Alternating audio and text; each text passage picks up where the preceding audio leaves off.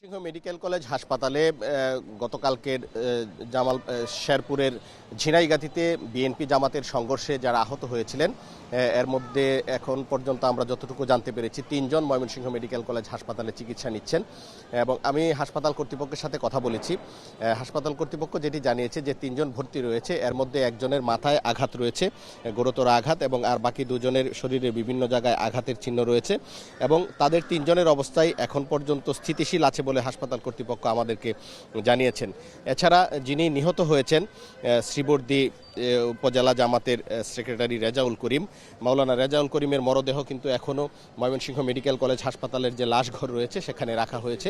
আমরা দেখতে পাচ্ছি যে পুলিশ সদস্যরা এখানে সুরতহালের যে কাজ, সুরতহাল রিপোর্ট তৈরির যে কাজ, সেই কাজ কিন্তু করছে। আমরা দেখতে পাচ্ছি ময়মনসিংহের কোতোয়ালি মডেল থানার পুলিশ সদস্যরা এই হাসপাতালের লাশ ঘরে এসেছে এবং এখানে পুলিশ সুরতহাল তৈরির যে কাজ সেই কাজগুলো করছে এবং এই সুরতহাল রিপোর্ট তৈরির পর কিন্তু এই মরদেহ নিয়ে যাওয়া হবে মর্গে এবং সেখানে ময়নাতদন্ত করা হবে এবং ময়নাতদন্তের পর মরদেহ নিয়ে যাওয়া হবে নিহতর যে গ্রামের বাড়ি শ্রীবর্দী উপজেলার নিজের গ্রামের বাড়িতে নেওয়া হবে এবং সেখানে জানাজার পর দাফন করা হবে বলে এখানকার ময়মনসিংহের যারা জামাতের নেতৃবৃন্দ তারা আমাদেরকে জানিয়েছেন।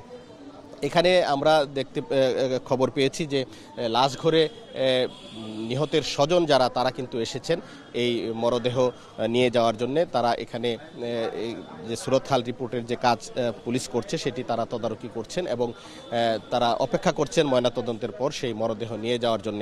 এবং আমরা যদি একটু বলি, গতকালকে ঝিনাইগাতি উপজেলা প্রশাসনের উদ্যোগে যারা নির্বাচনে অংশগ্রহণ করেছেন সেই প্রার্থীদের ইস্তেহার পাঠের একটি অনুষ্ঠান আয়োজন করা হয়।